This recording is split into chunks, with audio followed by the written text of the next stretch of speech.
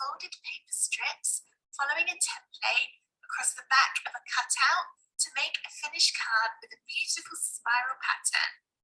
It's called iris folding because the swirl it produces and the little square in the middle resemble the iris shape in a camera.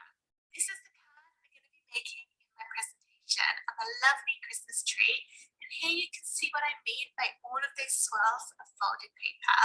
The link to get the free printable template to make this card is included on the page of my video, so have a little look round, as I'm not exactly sure where it will be. It might be below it or next to it, but it will be on the page somewhere. There'll be a button to download the file. I'll show you how to make the same card in two different ways. The first is the traditional way with scissors and a craft knife. So if you don't have a Cricut or other cutting machine, this is the way to do it. And I was doing this for years and years before I ever got a Cricut machine, so it's totally doable. But the second way is how you can cut the template and make an iris folding card with a Cricut machine. So without any further ado, let's jump straight in and have a look at what's included in your free pattern download folder. Once you've downloaded the free pattern from the link on this page, it'll come in a zip folder which you need to then unzip before you can use the files. This varies a bit depending on what type of computer you've got or if you're on a mobile device, but if you're on a Windows computer, simply right-click on the folder and press Extract All, choose where you want to save it, and press Extract. You see, we've now got another copy of the folder, but this one doesn't have that zip icon down it. So this is the one we want to use. I'll double click in here and just show you what's included. The important thing is to select the right folder based on what type of card you'll be making. So if you're using a Cricut or other cutting machine, you'll want the Cricut and Cutting Machines version. Or if you're using the hand cutting version, then you want to look in the printable version folder. I'm going to show you that one first, so let's double click in here, and then there's a PDF file. I'm going to double click it to open it, and this is what it looks like. This is set to US letter paper, but if you are in the UK or any other country where we use A4 paper, it will print on that just fine. You'll need to print a copy of this pattern to make the card. I've done it in two separate sizes, so this smaller one will fit on a 5x7 inch card, and this bigger one is more for an A5 card. If you want to print it in a different size, you can normally do that in your printer settings. I'll click on print and have a little look at mine. So it would be different depending on your computer, but for mine, I can click into more settings, and then I can click this little box underneath where it says scale, and change the amount in here, and that changes the size the patterns are going to print. You'll also need a bit of coloured card that's slightly smaller than your card blank, and then a piece of card that's a little bit smaller than that. So for my 7x5 inch card, my red piece is 6.5 by 4.5, and my little bit here is 6x4. Here's my pattern printed for the hand cutting version, and now I need to choose one of these to cut out. Roughly cut around the edge. I don't need the coloured bits, just the template, and then go round and carefully cut the edge of the pattern.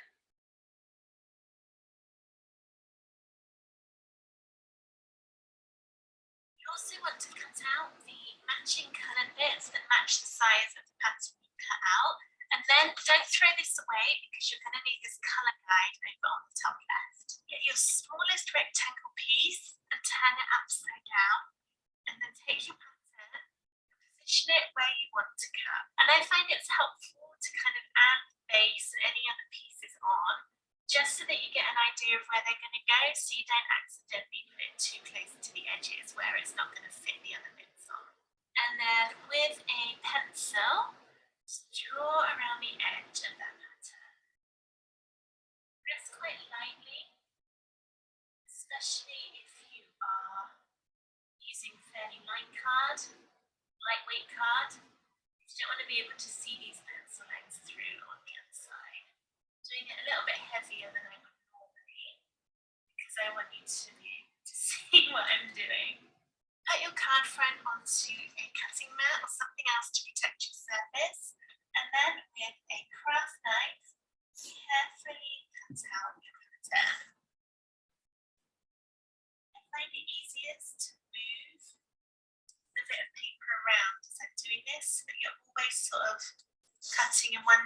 version, and then it puts less strain on the blade when you're pulling it. Although I don't think you're supposed to cut towards yourself, but I tend to find it easiest.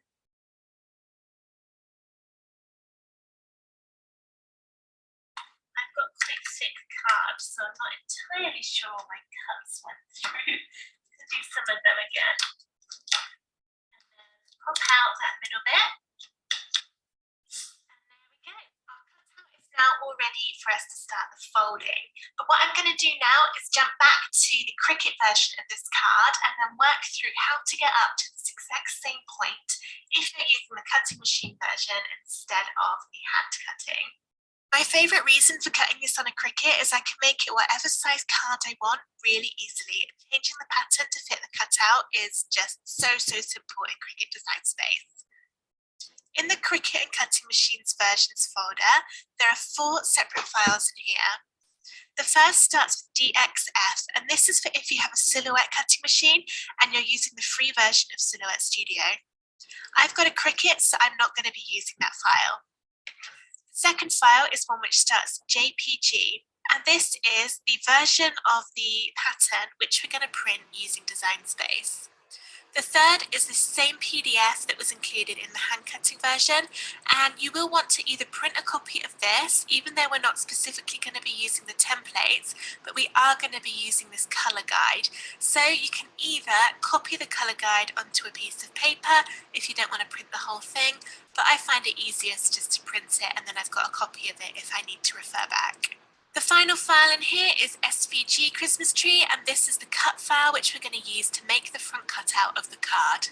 Open up Cricut Design Space and start a new project. First, we're going to make the layers to go on the front of the card.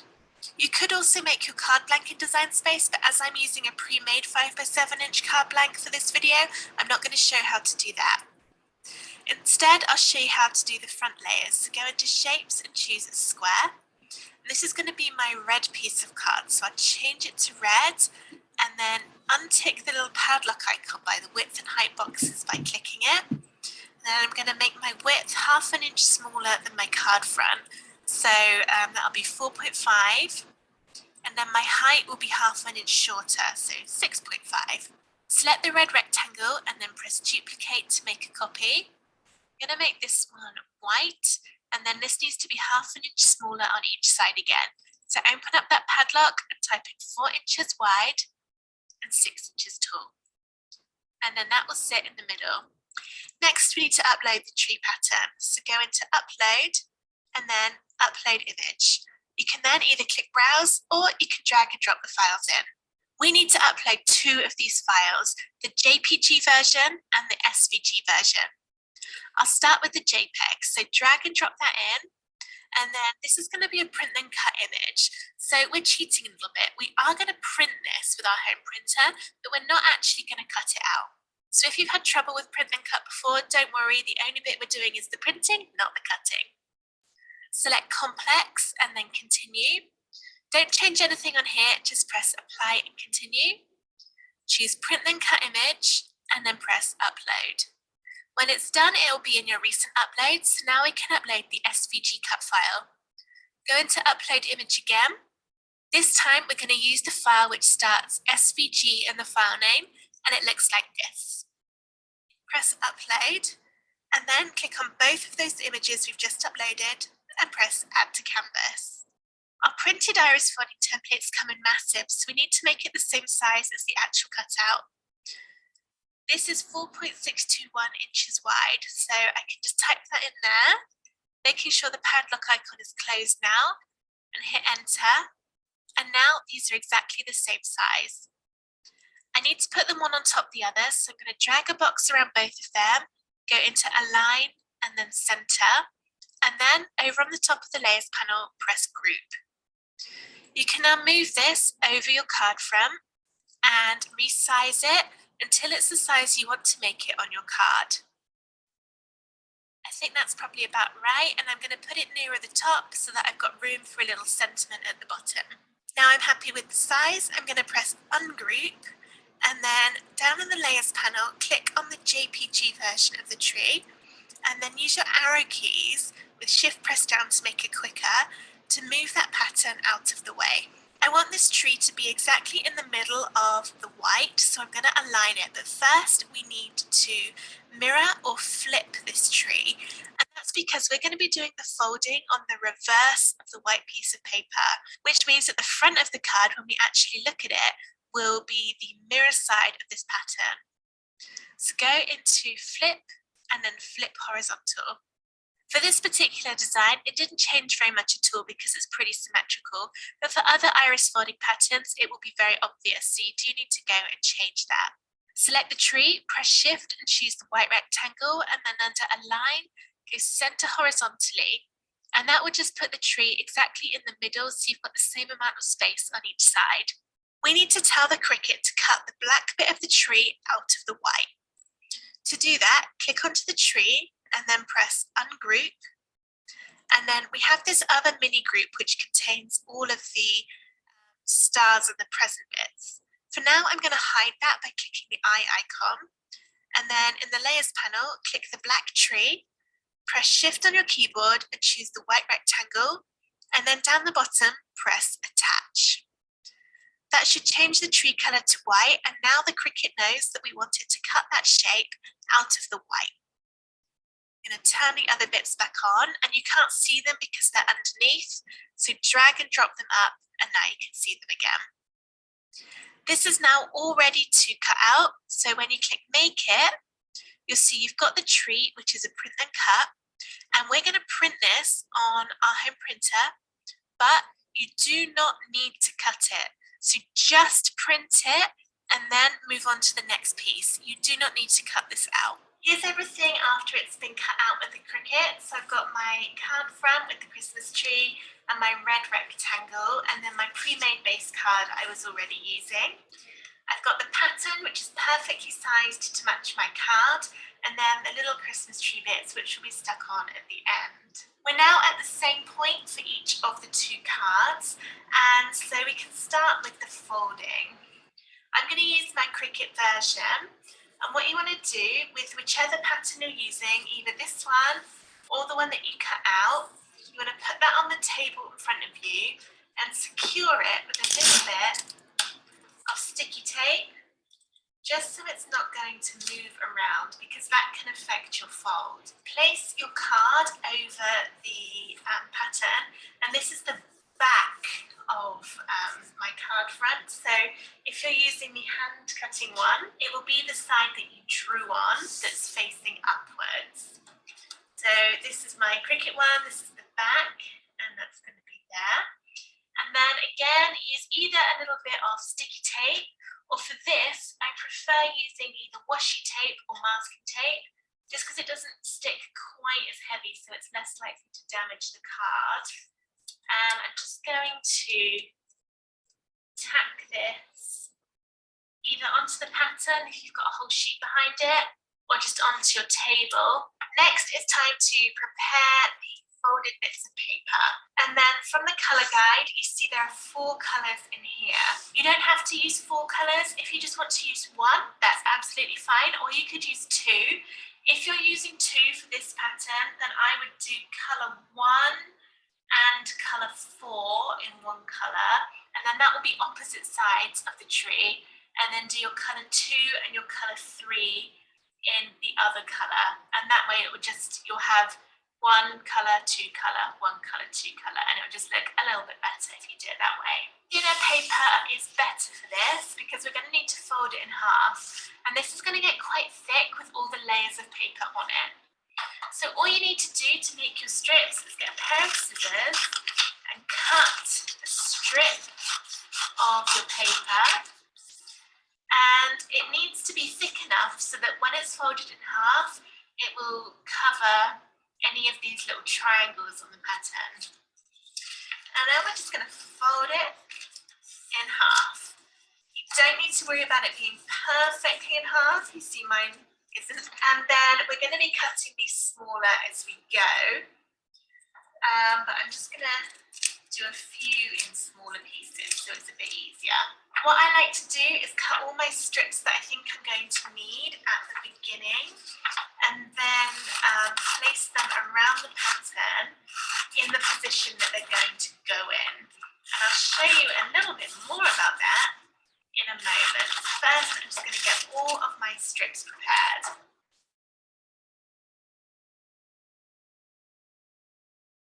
I've now got a good amount of each of my colours of green, and I've put them one on each side of my design just to kind of keep them separate, and also so that I know which piles go with which. To make it easier to remember which folds you're supposed to be doing in which colour, you can colour them in on the pattern.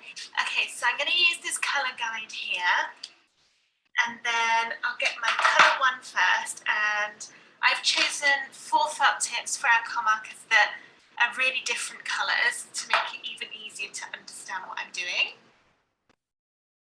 I'm going to start with my colour 1, and then look at the colour guide and just do a little circle next to the folds that are going to be done in this colour. If you want to, you can colour the whole thing in to make it really, really obvious. And then move on to colour 2. You'll see as you're doing this that it kind of goes in a spiral shape, which is where the term iris folding gets its name. And the middle bit, I'll probably cover with green, but to be traditional in iris folding, you put a kind of holographic bit of paper in there. But we'll come to that. Right, we're now ready to get started with the iris folding. So get your sticky tape, and you'll also need some scissors. And then we're going to fold this in number order. So starting with number 1, which is this fold and this colour. So I'm going to get one of my strips and then just kind of gently put it against this line that comes after the number 1. And I'm just going to cut this to make sure it will cover all of that space, but it's not too long. And then grab a bit of sticky tape, line that strip up against that line, and stick it down. Try not to get your sticky tape over the edges of your card if possible. We will be tidying it up at the end, so if bits of the strips or the tape does go over the edge, it's not the end of the world, but the neater you can keep it, the easier it will be at the end. Now that we've done 1, we're going to move on to the number 2, which is our second colour. And I use this strip, just cut it a little bit shorter. And you see this one is going to go over the edge, but that's okay. So my fold line is against this line between where it says 2 and 5. So line that up against there. And then I'll wrap my tape down the bottom so the tape's not overlapping the card. If you want to, you can trim the excess at this point. So just get your scissors and carefully trim into it. But that can be quite dangerous because if you accidentally cut too much, you'll cut into where you'll be able to see it. So whilst you can do it this way, it kind of is easier to do it at the end, which is what I'm going to do for the rest of the pieces. We're now going to do fold 3. My tissue paper is going to be doing this pinky spiral in here, but we haven't got to that yet because that doesn't start until 6. So instead we're moving to this colour here. I'm going to line this up, and be careful with this number 3 because it also goes into the next tip of the tree. Line that one up and then stick it down. A teeny bit of tape on the top as well. When you're taping, don't put any over the gap in the tree, otherwise you'll be able to see it at the end. Now we're going to move on to 4, so we're back to the first colour. Now it gets easier to stick because you can stick it on top of what's already there. And number 5, again be careful on this one because it goes into that next tip. So you need to make sure that your strip of card paper is long enough. And now for number 6, I'm onto the tissue paper.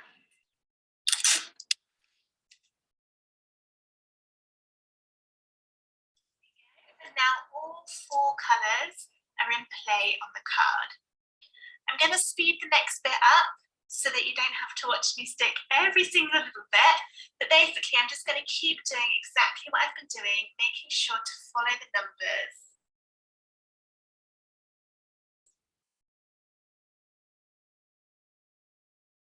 Phew, there we go. All of those folds are done, apart from the very middle one. And this is what's called the iris, after the iris in a camera. And traditionally in iris folding, you'd cover this with a holographic or mirror card to really highlight the middle of your design. I'm not sure I really personally like that.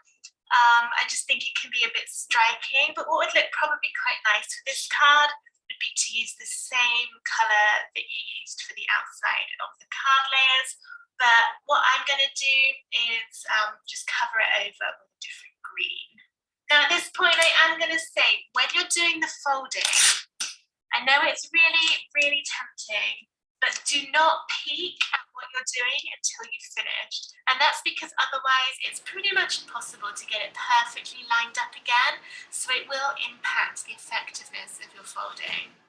But we have completely finished, so what I'm going to do is peel off this washi tape and do the big reveal. Are you ready?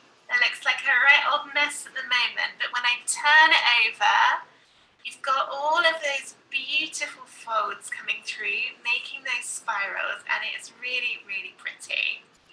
I've got a little overlap here and on this side, so if you've got any overlap, just get a pair of scissors and trim it off. This is quite thick at the moment with all of these bits of card.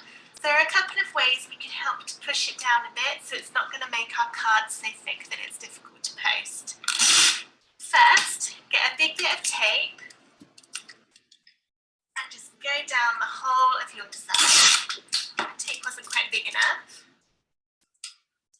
This just helps stick all the pieces to each other, so not only does it give you more stability, but it helps to flatten it out.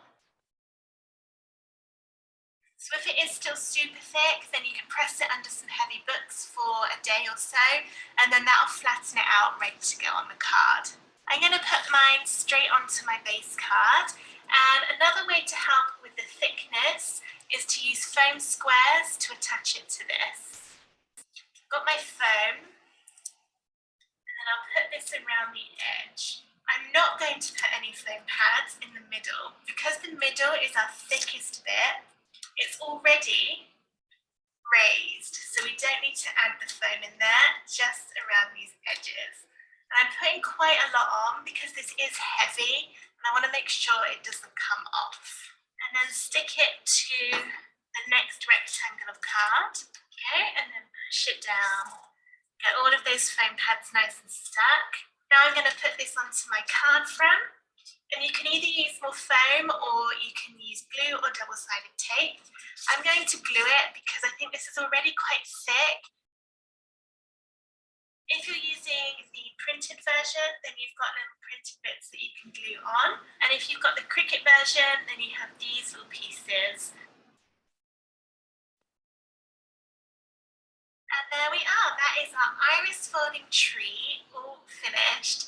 And now your card is ready to add any extra embellishments or decorations that you want. I hope you enjoyed this video on how to make an iris folding greetings card for Christmas. If you'd like to have a go at more iris folding patterns, I have lots more freebies available for you at craftwithsarah.com/summit3. That's summit with the number 3 on the end. That's all I've got time for in my presentation, but I will be going live in a couple of minutes' time in the Cardmaker Success Summit Facebook group. So if you have any questions about anything in this presentation, hop on over to Facebook and I will be live very, very soon. Thank you so much for watching, and I hope you enjoy the rest of the Cardmaker Success Summit. Bye!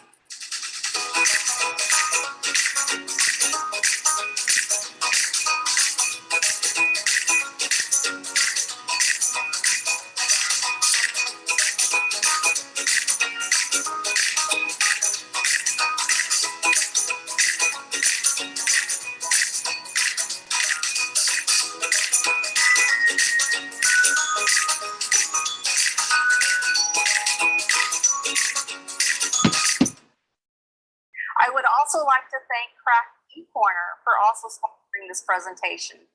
Be sure to download Sarah's worksheet below and grab the link to download her freebie.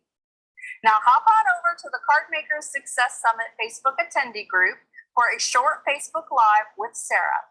Ask her all of your Iris Fold questions.